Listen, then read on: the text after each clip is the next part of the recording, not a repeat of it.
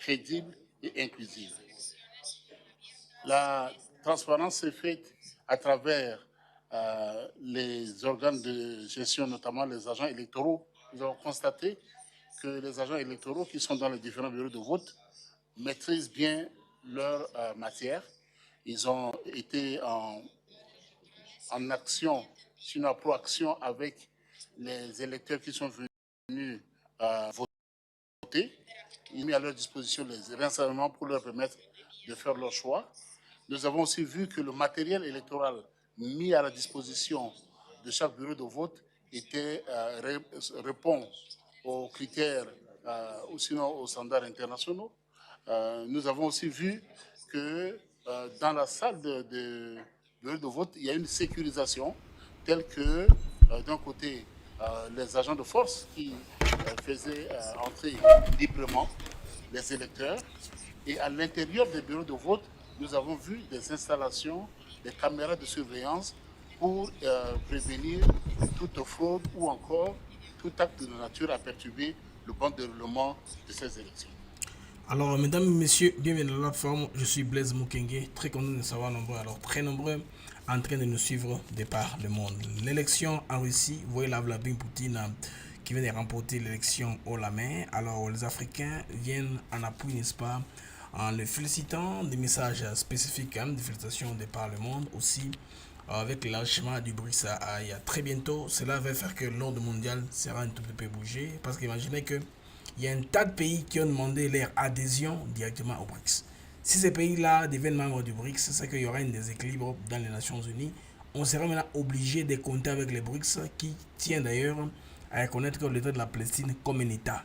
Ce qui fait que les Nations Unies, les mécanismes finalement va, on dirait, tituber, ne va pas bien marcher. Ce sera très compliqué par rapport à la géopolitique mondiale. Au stade de cette émission, nous allons vous parler de la Chine, des États-Unis qui tiennent à se rencontrer très bientôt. Chine, Russie, États-Unis pour régler l'affaire des proliférations d'armes de guerre. Parce qu'il y a tellement d'armes, il y a un désordre sur le plan mondial, il y a aussi cette course aux minerais, aussi il y a cette compétition et convoitise des pays africains, des pays qui ont les ressources dont le monde a besoin aujourd'hui. Donc, Bandeko hors de mondial, ils ont qu'à nous changer. En attendant, le ministre congolais des Affaires étrangères, Christophe Znoula Apala Pene Apala, est déjà à Luanda, là où nous avons appris qu'il doit rencontrer le président angolais. Déjà, il n'y a pas eu trop d'informations qui ont filtré quant à ce. On sait déjà que lui est à Angola, effectivement, pour préparer la rencontre tant attendue entre Félix Tshisekedi et Paul Kagame. Tshisekedi est ferme sur sa décision. C'est comme ça, d'aucuns sont considérés comme un va en guerre. Mais ce que nous savons, c'est que le Tundu là est à Luanda pour cela. Il s'est envolé aujourd'hui à Luanda. Tout un peu la journée. La communication, effectivement, c'est à quel niveau? Jusqu'où est-ce que les Camboyo, il y a Bitumba na Est et qu'aussi là. Il y a aussi l'armée congolaise qui nous informe que très bientôt, ils vont récupérer Rwindi. Ils sont en forme de préparation. Très bientôt, déjà, je vous apprends que une route qui aux Alendo ont coupé. Ils ont coupé approvisionnement et M23. Bakati balabala wana na la montagne aux se plomber saké pour que M23 base sous base sous tout le fourniture de bakati nzela wana. Donc vos approvisionnements vous allez sauter, ce qui fait que ils seront asphyxiés, vous allez obligés de prendre l'entachante. Mesdames et messieurs, bienvenue à la plateforme. Je suis Blaise Mukenge, très content de savoir nombreux, très nombreux, en train de nous suivre de par le monde. Nous faisons ces légers différés, question de connectivité avant que nous puissions arranger notre connexion. L'autre information, c'est aussi l'échec de la négociation. Il y a eu des amendements au niveau de la Grande-Bretagne pour faire passer la loi pour Rwanda, la loi qui est là, qui prévoyait la déportation de réfugiés indésirables de l'Angleterre vers le Rwanda. Alors il y a la définition du Rwanda qui n'est pas un lieu sécurisé. Et alors curieusement, on voit Barack Obama chez le Premier ministre indien. Qu'est-ce qui se passe? Je veux dire britannique parce qu'il est d'origine indienne. J'ai l'impression de te dire le Premier ministre indien, il est le Premier ministre britannique, mais il est d'origine indienne de ses parents. Alors Bolim ici, ce qui n'a pas été libaku. Aujourd'hui, c'est aussi l'enterrement des frères Chérébin au Kenya. Finalement, de Bonabi, ce qui est paiement. Seigneur demeure, sa mort a été trafiquée, sa mort a été politisée. Il y en a qui voulaient tirer l'épingle de leur côté. La mort de notre frère Chérébin au Kenya, malheureusement, et Kendenge Kewana par Namaboku et la politique. Alors, la victoire de Poutine, on se retrouve après ceci.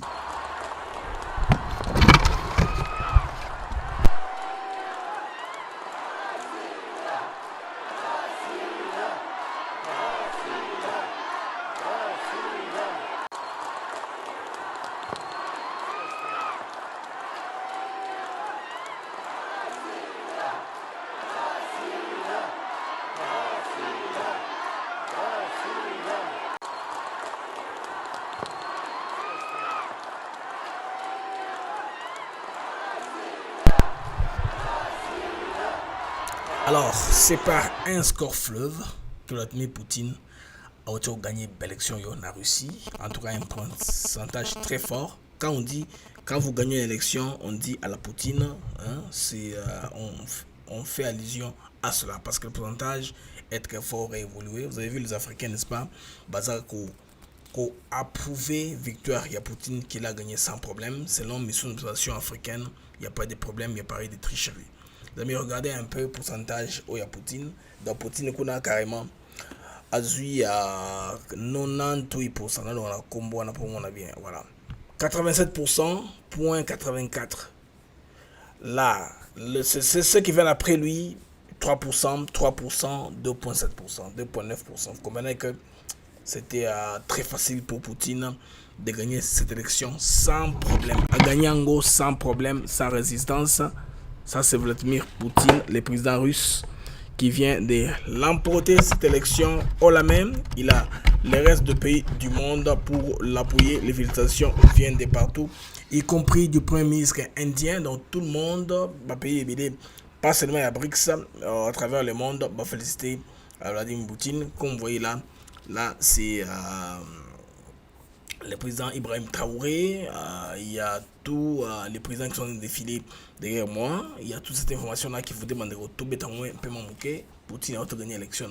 Bon, moi qui les Africains finalement ils sont venus à la rescousse de Poutine avec un message clair. Alors on a de ceci. Les Occidentaux ne diront pas que les élections n'étaient pas de bonne qualité ou bien la mission d'observation en africaine n'a pas su lire les problèmes. Ces gens-ci sont des experts, ils ont étudié la science électorale. Ça fonctionne cela qui est le bongo. Alors je voudrais aller un peu rapidement à la question de la fermeture de la base militaire américaine. Les Américains n'ont pas de base de bango militaire oyo ezakuna namboka Niger après un bras de fer avec le gouvernement nigérien. Finalement c'est qu'il fallait que les Américains partent, ils libèrent le terrain qu'on a étiqueté vide. C'est-à-dire ça les dépenses parce que d'emblée de manière générale ils avaient une base, il y avait une base française bien sûr, une base américaine, et puis ces bases là permettaient aux Américains d'être en mesure de sauver leur terre au cas d'attaque, au cas où une puissance s'élevait dans cet espace-là. La base militaire qui se trouve au Niger pourra ainsi servir à des couvertures ou des blocus, comme une sorte de barrage un peu, on peut dire, aérienne ou une sorte de filet. Voilà, une sorte de filet qu'on va mettre au-dessus pour empêcher que tout objet lancé vers les États-Unis ou les Alliés pour te stopper. C'est ainsi que ma base est mêlée. Les amis, figurez-vous qu'ils ont dépensé beaucoup d'argent à la base ici militaire. C'est 110 millions de dollars américains en construction au Ifobatika. Il faut pas libérer en gros. Imaginez un peu, personnel, 1200. Bon, si c'est beaucoup, hein, et Bolim ici. Ça, c'est autre chose que je suis en train de lire. Là, je vais vous parler à Magambo Oyo. Il y a Sahel. Je voudrais na zonga plutôt na base américaine na fermeture nango. Ok, au Niger, voilà. Je suis là. Alors, Bandeko, bon, moi, que c'est beaucoup d'argent en termes d'investissement au Batiki. Parce que généralement, là où il y a une base militaire américaine, il y a beaucoup aussi de business qui se créent. C'est pourquoi le pays BD et Amarababa Zouana, les personnels qui font les rotations pour aller dans Amarababa Zouana, ça leur permet, hein, n'est-ce pas aussi, il y a boire mon économie locale. leur logement, il y a les frais de fonctionnement, il y a les frais alimentaires, tout ça. Ils signent des contrats avec des compagnies qui vont venir s'installer sur place. Dans le pays, ça profite de ce pays. Ils ont des ressources pesa mingité. Donc, par exemple, Djibouti a plusieurs bases, 8 ou 9 bases comme ça, des bases même policières. Même la Chine a une base là-bas, une base militaire. Alors, les Américains sont en train de partir, malheureusement. Et puis, les pays des 3 frontières sont en train de créer une base militaire entre les 3 pays de 1240 000 hommes. C'est que nos amis du pays du Sahel sont partis. Il faut oublier qu'un jour, ils peuvent se retourner vers peut-être la France. Si jamais il y avait des civils au pouvoir, ils pourront créer un mécanisme, vous savez, une influence pour rentrer au pouvoir, comme vous le savez. Alors, en Afrique, de manière générale, il faudrait comprendre le prisme et la confiance qui est en train de gagner les Africains actuellement avec l'abandon, n'est-ce pas, du système de dictat ancien où les pays, les superpuissances pouvaient s'imposer et mettre une base militaire. Et cette base-là pouvait être quand même un facteur de déstabilisation pour votre pouvoir si vous ne tirez pas attention. C'est pourquoi vous voyez les gens, les Africains sont en train d'applaudir le départ des Américains, qui n'est pas aussi mauvais. Le départ des Américains, comme ils passent là, beaucoup de monde, beaucoup de gens sont en train d'applaudir, en tout cas de partout. Finalement, ils sont partis. Ils ont été en Afrique il y a très très très longtemps. Finalement, si seulement ils rentrent chez eux, ça pourra au moins arranger les Africains. Au moins, les Africains sauront décider de leurs problèmes eux-mêmes, sans qu'il y ait une ingérence totale. Imaginez qu'ils sont capables de bloquer les avenues, bloquer les rues pour diriger les régimes africains, les différents présidents africains qui veulent calmement, seulement calmement, n'est-ce pas, diriger leur pays. Les amis, là, c'était l'histoire de la base américaine qui doit fermer très bientôt. Là où, bon, qui a déjà presque fermé, parce que c'est quelques temps seulement pour dégager l'essentiel, c'est Kamoko Israël. Alors, Félix de Chilombo vient d'écrire un message. Je pense très bien, message Naye Ezali. Il y a félicitations à Vladimir Poutine. Il vient de remercier Poutine, en tout cas, sérieusement, sincèrement. Félix de Chilombo vient de remercier Poutine en ces mots. Monsieur le Président, au nom du peuple congolais, je tiens à vous exprimer mes vives félicitations pour votre réélection à la tête de la Fédération de la Russie. Cette reconduction est un témoignage éloquent de la confiance du peuple russe en votre personne. Félix Tshisekedi Tshilombo. Voilà le message qui a été relayé par Tina Salama, donc porte-parole du chef de l'État. Donc Félix Tshisekedi vient de féliciter officiellement Poutine. C'est déjà Mandeko, c'est déjà parti. Il y a tous les grands du monde que vous avez vus en train de féliciter Poutine. Il y a les Indiens qui ont félicité Poutine. Il y a presque tous les pays qui importent. Les États-Unis d'Amérique maintenant, ils viennent de nommer une nouvelle personne au niveau de la Maison Blanche. Un nouveau, je pense bien conseiller, en ce terme-là, Makambo, Italie, Russie. Alors, pour eux, ils n'ont pas eu de choix que de reconnaître la réélection de Vladimir Poutine. Parce qu'ils disent que la vérité est que Vladimir Poutine a remporté l'élection présidentielle en Russie. Alors, il y a un nouveau conseiller qui s'appelle Jack Sullivan, qui est à Washington, qui a été nommé pour s'occuper de cette affaire-là. Parce que, les amis, figurez-vous, les 3 pays les plus puissants qui ont beaucoup d'armes vont se décider de parler. Suivons la représentante des États-Unis aux Nations Unies. The United States is willing to engage in bilateral arms control discussions with Russia and China right now. Les États-Unis sont prêts à s'engager dans des pourparlers bilatérales entre la Russie et la Chine maintenant même. Donc, il n'y a pas à attendre, il n'y a pas à causer là, parce qu'il y a cette peur-là, cette crainte de prolifération d'armes dans le monde. N'a pas intérêt. Les armes s'allier gauche à droite, ça devient compliqué. Les amis, Bouta l'arsenal, par exemple, ou Russe. Ça, c'est quelle arme de destruction méchante. Bouta là. Imagine dans une guerre, on sait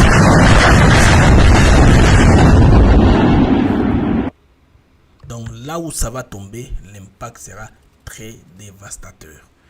Alors, on se dit que le monde risque finalement d'aller dans une folie.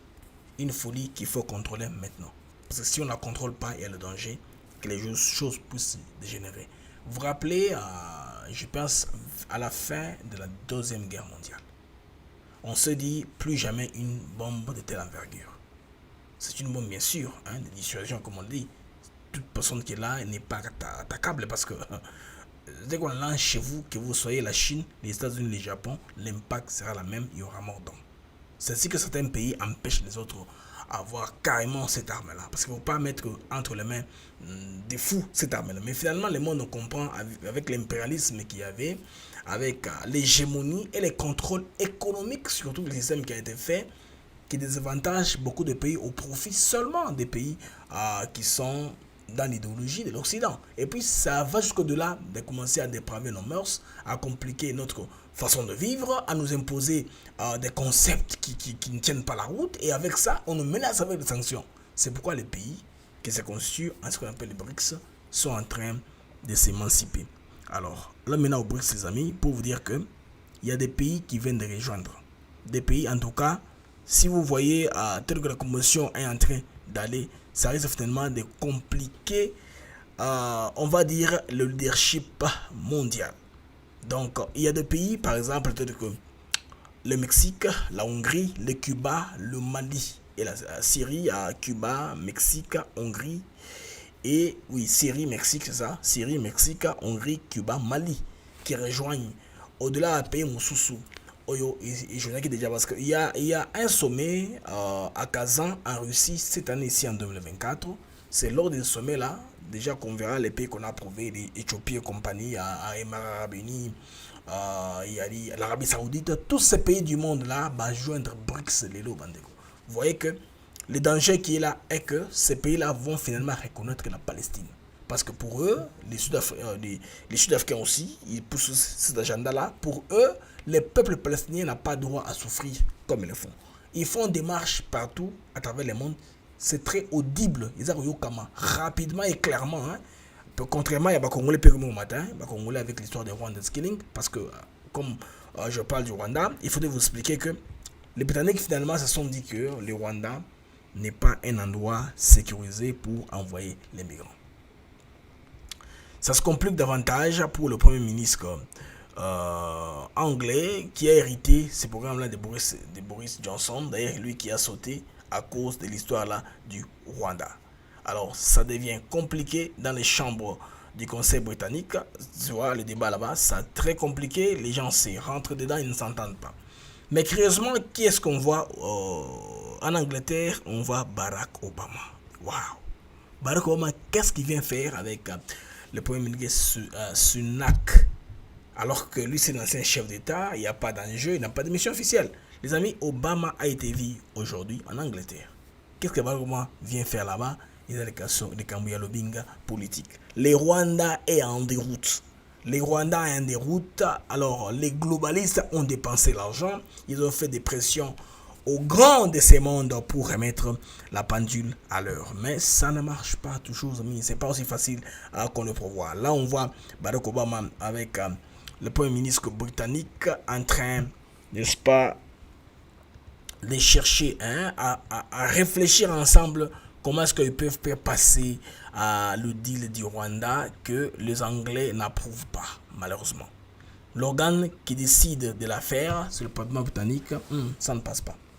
Les amendements au projet de la loi Rwanda rejetés par la Chambre des communes alors que le ping-pong parlementaire commence, le ping-pong parlementaire, voilà, communément donné une période pendant laquelle les communes et les lords échangent des lois avec des amendements dans le but de trouver un terrain d'entente pour aller de l'avant. Au cas du Rwanda, il y a toujours cette définition-là. Il y a eu au moins 10 amendements. Il y a eu l'affaire du Rwanda à être définie comme est-ce un endroit de la sécurité ou pas. C'est le problème. Est-ce que le Rwanda sera considéré comme un pays sûr ou pas? C'est toujours un pays incertain. Un pays où sévit une grave dictature avec les récentes déclarations de Paul Rusesabagina, alors invité au Parlement britannique pour qu'il leur parle de ces conditions d'incarcération au niveau du Rwanda. Donc tout ça, c'est très difficile de sauver les meubles, de sauver Paul Kagame pendant ce temps-ci. Donc sur la base des preuves que j'ai lues et des preuves du comité mixte des droits de l'homme, a entendu jusqu'à présent, sur base de ce que j'ai entendu sur le terrain Kigali. Donc, nous restons d'avis que le Rwanda n'est pas un pays sûr pour les demandeurs d'asile. Maintenant, ils ont changé ça, ils ont un peu amélioré la loi. Un autre amendement qui dit que qu'on fasse que les gens cherchent à eux-mêmes à demander à venir au Rwanda volontairement. Maintenant, si vous demandez à venir au Rwanda volontairement, on vous paye carrément $3 500 livres sterling, à peu près $4 000. Donc, au Futami Mbongwana, ce qu'on dit que non, aux organes à Rwanda volontairement. Maintenant, les données ont changé en ce qui concerne l'Ikambo Oyo Wana. Alors, les amis, je voudrais un peu vous parler aussi de l'acharnement, des raisons toujours qui motivent les gens de la communauté internationale qui s'interfèrent dans les affaires internes de la RDC. Alors, grosso modo, vous allez voir que j'allais venir là-bas. Les raisons de la guerre de l'Occident contre Félix Tshisekedi et sa personne, pourquoi est-ce qu'il est mal aimé, vous allez comprendre, on a énuméré à 5. Le premier point, comme je vous dis hier, c'est le maintien de l'ancien code minier. Ça, c'est un. Des deux. Il veut le départ de la MONUSCO. Félix Tshisekedi veut que la MONUSCO parte, la MONUSCO continue à Congo. 3. Il veut des accords gagnant-gagnant avec les multinationales. 4. Il veut que les Congos adhèrent au BRICS. Tendance ses amis Makassi. 5. Il a refusé l'accord du M23. C'est ce qui est très intéressant pour que j'arrive à se tourner là à Apala, Pene Apala, qui vient d'arriver à Luanda. Donc, vous devez comprendre que cet accord ici, en ce qui concerne son application, il y a des clauses qui ne sont pas acceptables que le régime de Kabila avait signées. Vous avez vu à vous-même les communiqués finaux qui avaient été lus en présence d'Obasanjo avec Remo Chibanda. Il y a des choses que Tshisekedi ne pouvait pas commencer à signer. C'est pourquoi on dit que Tshisekedi ne respecte pas les accords. Comme il ne les respecte pas, il est un leadership faible. Tous les panafricanistes, il peut applaudir pour le président putschiste, mais quand il vient à Tshisekedi, je répéterai toujours aujourd'hui, à eux vient s'ajouter Thabo Mbeki et un certain pseudo Lumumba. Lumumba Aza, ou tout à Mafumbe, c'est non congolais. Il y a un Kenyan qui s'appelle Lumumba. Alors, ce Kenyan-là, il a aussi fait une autre tribune qui est aujourd'hui relayée sérieusement à la télévision rwandaise, selon laquelle les Banyamulenge étaient congolais. Et que les Congos ne veulent pas leur donner la sécurité et la protection, c'est que la raison de la guerre. Les raisons qui sont les termes de Paul Kagame ont été mis en bouche. Et le professeur Lumumba qui se ridiculise comme ça, il a sorti ça en chiffon pour dire ça. Et puis il a une tribune que les panafricanistes suivent. Je pense que nous devons commencer le travail de dénoncer, le travail de décrédibiliser ces doigts, soi-disant Lumumba, Thabo Mbeki et compagnie. Il faut dire non à leurs pensées. Parce qu'actuellement nous sommes à la période des réseaux sociaux. Avant, il n'y avait pas de réseaux sociaux. Il peut faire une vidéo, vous faites une vidéo bien avec des exemples, avec des comparaisons pour prouver que le cas, ce n'est pas ce qu'il pense. Ou carrément, seulement, lui montrer les cas de figure de l'Afrique du Sud. Ce qui n'est pas acceptable en Afrique du Sud n'est pas acceptable en RDC. Vous comprenez que le dernier point, c'est les refus de Tshisekedi de continuer avec l'accord avec la M23. Signé précédemment. Il ne veut pas l'appliquer parce que cet accord était en défaveur de la RDC. Comme on dit, il y a la succession ou la continuité des institutions. Alors, les Rwandais poussent son agenda et sa pression là-dessus. Ce n'est pas Tshisekedi qui a accepté ces accords ici. On a voulu fomenter une histoire selon laquelle les gens du M23 étaient venus à Kinshasa, ils ont fait 10 mois, Tshisekedi ne les a pas reçus, on ne savait pas qui commandait, Tshisekedi ou Kabila qui trouvaient, ils sont rentrés, ils ont repris la guerre. Vous comprenez comment est-ce qu'ils ont un peu sauté la chose. Dans les flous là, ils ont voulu passer l'information selon laquelle, donc eux, ils étaient invités par le gouvernement Tshisekedi, alors quand il s'agissait de signer les camarades amnistiques, Tshisekedi a un ciment. D'où maintenant, on va trouver le gouvernement congolais comme des gens qui ne savent pas ce qu'ils font, qui ne savent pas ce qui est mieux pour leur pays. Vous comprenez, les amis, comment est-ce que la manipulation est tellement forte. Mbongo Bele est mis en jeu pour compliquer, en tout cas, la RDC dans ce sens-là. Je pense que nous sommes arrivés à la fin de l'enregistrement d'aujourd'hui, de cet avant-midi. Nous pourrons peut-être essayer une direct plus tard, des questions qu'on règle un tout petit peu sur la transmission en direct que nous sommes en train de chercher à régler très bientôt pour tous les gens qui sont émission avec vous tous les jours. Les amis, c'était pour moi une joie et un plaisir. Et vous en avez ebele bolandaki émission oyo. Je pense bolandango na osenga pe bocha bajem bo partager na baninga ebele, hein, nous sommes là. Nous allons toujours continuer avec notre réveil patriotique. Nous espérons bien que le soir, nous aurons une émission alors réellement en direct parce que là, je pense que nous aurons résolu les Cambouya connexion. Je suis quelque part. Alors la connexion, on dirait, est à la défaut. N'est-ce qu'en tant que nous puissions arranger. Vous savez, quand nous sommes à Kinshasa, c'est facile, ça passe sans problème, hein, ça passe sans difficulté, mais là où nous sommes actuellement, là, la connexion semble nous poser problème. Au revoir les amis et à plus tard. On va se revoir plus tard dans un autre numéro. On se revoit plus tard. Au revoir.